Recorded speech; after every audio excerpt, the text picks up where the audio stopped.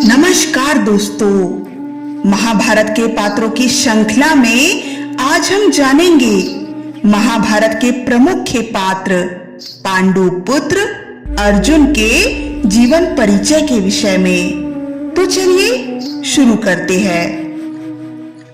अर्जुन महाभारत के एक प्रमुख पात्र है। महाराज पांडु तथा महारानी कुंती के वह तीसरे पुत्र है और पांडवों के मझले भाई है। अर्थात अर्जुन धर्मराज युधिष्ठिर तथा भीमसेन से छोटे हैं तथा नकुल और सहदेव से बड़े हैं। अर्जुन गुरु द्रोणाचार्य के प्रिय शिष्य थे। जीवन में अनेक अवसरों पर उन्होंने इसका परिचय भी दिया था। द्रौपदी को स्वयंवर में जीतने वाले अर्जुन ही थे। अर्जुन की माता महारानी कुंती का एक नाम प्रथा भी था, इसलिए अर्जुन पार्थ भी कहलाए। अर्जुन के बाएं हाथ से भी धनुष चलाने में सक्षम होने के कारण वो सव्यसाची कहलाए और उत्तरी प्रदेशों को जीतकर अतुल्य संपत्ति प्राप्त करने के कारण वो धनंजय के नाम से भी प्रसिद्ध हुए। अर्जुन के पास गांडीव नामक धनुष था, इस कारण उन्हें गांडीवधारी अर्जुन के नाम से भी संबोधित किया जाता है। सबसे पहले हम जानते हैं अर्जुन के जन्म के विषय में। महारानी कुंती को विवाह से पूर्व ही महर्षि दुर्वासा ने उनके सेवा भाव से प्रसन्न होकर उनको एक दिव्य मंत्र रूपी वरदान दिया था, जिसके उपयोग से वो किसी भी देवता का आह्वान करके उनको आमंत्रित कर उनसे उनके ही गुणों वाला पुत्र प्राप्त कर सकती थी। शायद महर्षि दुर्वासा ने अपनी दूरदृष्टि से यह जान लिया था कि राजकुमारी कुंती को अपने पति से कोई संतान प्राप्त नहीं होगी, इसलिए उन्होंने राजकुमारी कुंती के सेवा भाव से प्रसन्न होकर वरदान में पुत्र प्राप्ति हेतु एक दिव्य मंत्र रूपी वरदान दिया था और कहा, पुत्री, मैं तुम्हें एक ऐसा दिव्य मंत्र दे रहा हूँ जिसके उपयोग से तुम किसी भी देवता का आह्वान करके उनको आमंत्रित कर उनसे उनके ही गुणों वाला पुत्र प्राप्त कर सकती हो। फिर कुछ समय पश्चात राजकुमारी कुंती का महाराज पांडु से विवाह हो गया, पर महाराज पांडु के हाथों गलती से महर्षि किंदम और उनकी धर्मपत्नी की हत्या का बहुत बड़ा पाप हो गया था, जो उस समय सहवास कर रहे थे, जिस पर महर्षि किंदम ने महाराज पांडु को श्राप दे दिया कि वो कभी भी अपनी पत्नी से अंतरंग नहीं हो पाएंगे और यदि उन्होंने ऐसा करने का प्रयास भी किया तो तुरंत ही उनकी मृत्यु हो जाएगी। महर्षि किंदम के श्राप के कारण महाराज पांडु ने संतान न होने की संभावना पर निराशा व्यक्त की। फिर महारानी कुंती ने संतान पाने के लिए मिले उनको वरदान का उल्लेख किया। फिर महारानी कुंती ने पुत्र पाने के लिए दिए गए वरदान का उपयोग कर सबसे पहले धर्मराज का आह्वान किया, जिससे धर्मराज द्वारा युधिष्ठिर का जन्म हुआ। फिर जब माता कुंती ने दूसरे पुत्र की अभिलाषा से वायुदेव का आह्वान किया, तब वायुदेव के आशीर्वाद से भीम का जन्म हुआ। और इसी प्रकार जब महारानी कुंती ने तीसरी बार इंद्रदेव का आह्वान किया, तब इंद्रदेव के आशीर्वाद से अर्जुन का जन्म हुआ। अब हम जानते हैं अर्जुन के शिक्षा के विषय में। पांडुपुत्र अर्जुन के गुरु का नाम गुरु द्रोणाचार्य था। कौरवों और पांडवों ने एक साथ एक ही गुरुकुल में एक ही गुरु द्रोणाचार्य से शिक्षा प्राप्त की थी। द्वापर युग के उन दिनों की बात है जब पांचों पांडव और कौरव पुत्र गुरु द्रोणाचार्य से अपनी शिक्षा ग्रहण कर रहे थे। उन दिनों पांडव और कौरव धनुर्विद्या का ज्ञान प्राप्त कर रहे थे। एक दिन गुरु द्रोणाचार्य ने उनकी परीक्षा लेने का विचार किया। परीक्षा के लिए गुरु द्रोणाचार्य ने पांचों पांडव तथा कौरवों को जंगल में बुलाया और एक पेड़ के सामने ले जाकर खड़ा कर दिया और कहा, शिष्यों, आज आप सभी की परीक्षा का दिन है। आज इस बात की परीक्षा होगी कि मेरे द्वारा दी गई धनुर्विद्या से आप सभी ने कितना सीखा है। इसके बाद गुरु द्रोणाचार्य ने उस पेड़ की तरफ इशारा करते हुए कहा, वहां देखो, उस पेड़ पर एक नकली चिड़िया लटकी है। मैं चाहता हूं कि आप सभी एक एक करके उस चिड़िया की आंख पर निशाना लगाए और तीर सीधा आंख के बीचों बीच उसकी पुतली पर जाकर ही लगना चाहिए। फिर इस परीक्षा के लिए सभी विद्यार्थी सज्ज हो गए। फिर गुरु द्रोणाचार्य ने सबसे पहले युधिष्ठिर को आगे बुलाया और तीर कमान उनके हाथों में थमाते हुए उनसे पूछा, वत्स, तुम्हें इस समय क्या क्या दिख रहा है?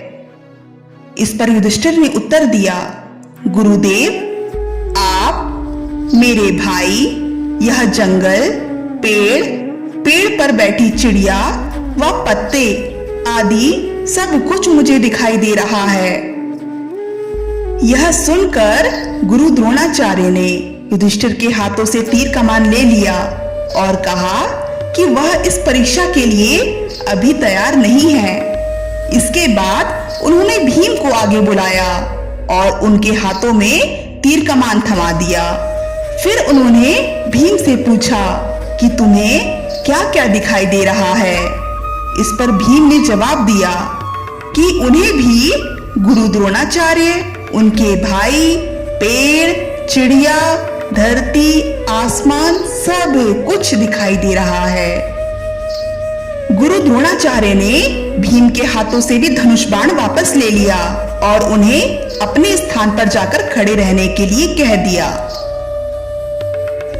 इस प्रकार गुरु द्रोणाचार्य ने एक एक करके नकुल, सहदेव और सभी कौरव पुत्रों को बुलाया और उनके हाथों में धनुष बाण थमाते हुए उनसे भी यही समान प्रश्न किया और उन सभी का उत्तर भी कुछ इसी प्रकार से आया कि उन्हें गुरुदेव, उनके भाई, जंगल, उनके आसपास की चीजें आदि सब कुछ दिखाई दे रही है।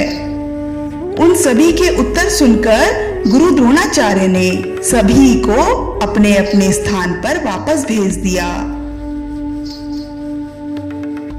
आखिरी में अर्जुन की बारी आई। गुरु द्रोणाचार्य ने अर्जुन को आगे बुलाया और धनुष बाण उनके हाथों में दे दिया। फिर उन्होंने अर्जुन से पूछा, वत्स, बताओ कि तुम्हें इस समय क्या दिखाई दे रहा है? अर्जुन ने कहा, गुरुदेव, मुझे उस चिड़िया की आंख दिखाई दे रही है। गुरु द्रोणाचार्य ने फिर पूछा, और क्या क्या दिखाई दे रहा है तुम्हें अर्जुन?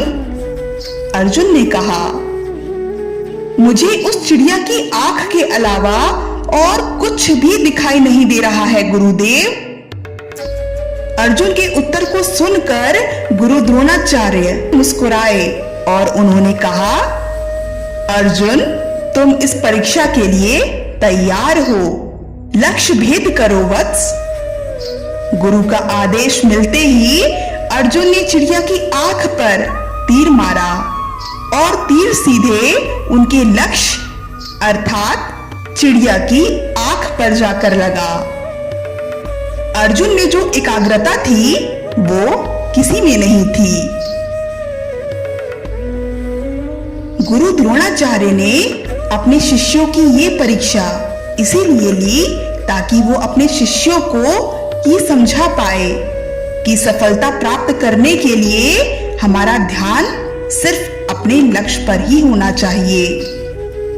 हमारे लक्ष्य के सिवाय हमें कुछ भी दिखाई नहीं देना चाहिए। अर्जुन के साहस और एकाग्रता से प्रसन्न होकर गुरु द्रोणाचार्य ने अर्जुन को संपूर्ण विश्व का महान धनुर्धारी होने का आशीर्वाद दे दिया।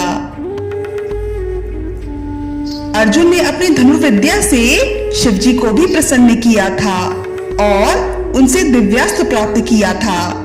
अर्जुन को धनुर्विद्या में विशेष दक्षता हासिल थी। एक बार की बात है, गुरु द्रोणाचार्य अपने शिष्यों के साथ गंगा स्नान कर रहे थे। जैसे ही वह जल में उतरे वैसे ही मगरमच्छ ने उनके पैरों को जकड़ लिया। गुरु द्रोणाचार्य में इतना सामर्थ्य तो था ही कि वो स्वयं को मगरमच्छ से छुड़ा सके, पर गुरु द्रोणाचार्य ने अपने सभी शिष्यों की परीक्षा लेने हेतु उनको अपनी रक्षा के लिए आवाज लगाई, शिष्यों, मुझे इस मगरमच्छ से बचाओ, इसने मेरे पैरों को जकड़ लिया है। सभी छात्र यह दृश्य देखकर घबरा गए और एक दूसरे की ओर देखने लगे और अपने शस्त्रों को लाने आश्रम की ओर दौड़े। परंतु अर्जुन ने बिना कुछ सोचे और बिना अपने शस्त्रों के ही नदी में छलांग लगा दी और मगरमच्छ को अपने बाहुबल से ही मार मार के घायल कर दिया और अपने आचार्य गुरु द्रोणाचार्य के पैर मगरमच्छ के मुंह से छुड़वाने में सफल रहे। गुरु द्रोणाचार्य अर्जुन के इस पराक्रम को देखकर अति प्रसन्न हो गए। वो मगरमच्छ गुरु द्रोणाचार्य के द्वारा निर्मित किया गया मात्र एक माया जाल था। गुरु द्रोणाचार्य ने अपने शिष्यों की परीक्षा लेने हेतु वो माया जाल निर्मित किया था, जिसमें अर्जुन सफल रहे। गुरु द्रोणाचार्य ने अपने शिष्यों की ये परीक्षा इसीलिए ली ताकि वो अपने शिष्यों को ये समझा पाए कि विपत्ति आने पर बिना किसी शस्त्रों के उस विकट परिस्थिति का सामना करने का साहस होना चाहिए, तभी मनुष्य सफल हो सकता है। अर्जुन महान गुरु भक्त भी थे। एक समय की बात है, पांचाल देश के राजा द्रुपद, जो कि गुरु द्रोणाचार्य के बचपन के घनिष्ठ मित्र भी थे, एक बार जब गुरु द्रोणाचार्य महाराज द्रुपद से मिलने उनके राजमहल में गए, तब उन्होंने गुरु द्रोणाचार्य को पहचानने से इनकार कर दिया और उनका अपमान भी किया। इस अपमान से तिलमिलाए गुरु द्रोणाचार्य ने महाराज द्रुपद से बदला लेने की ठान ली। जब पांडवों और कौरवों की शिक्षा पूर्ण हो गई और सभी बालक युवान हो गए, उसके उपरांत गुरु द्रोणाचार्य ने अपने शिष्यों को आदेश दिया कि पांचाल नरेश द्रुपद को बंदी बनाकर मेरे समक्ष लाकर खड़ा कर दो। अगर तुम लोगों ने ऐसा कर दिया तो वही मेरी गुरु दक्षिणा होगी। गुरु का आदेश पाते ही कौरवों और पांडवों में इस बात को लेकर होड़ लग गई कि महाराज द्रुपद को कौन बंदी बनाकर लाएगा। कौरव और पांडव दोनों ही अपनी अपनी सेना लेकर पांचाल पहुंचे, लेकिन कौरव पांचाल की वीर सेना से परास्त हो गए। फिर पांडवों की बारी आई। पांडवों में अर्जुन ने संपूर्ण स्थिति का पूर्वानुमान लगाया। तत्पश्चात अपने भाई भीम, नकुल, सहदेव को लेकर द्रुपद की व्यूह रचना में घुस गए। अर्जुन ने असाधारण फुर्ती और पूरी चतुराई से महाराज द्रुपद के सारथी को घायल कर दिया।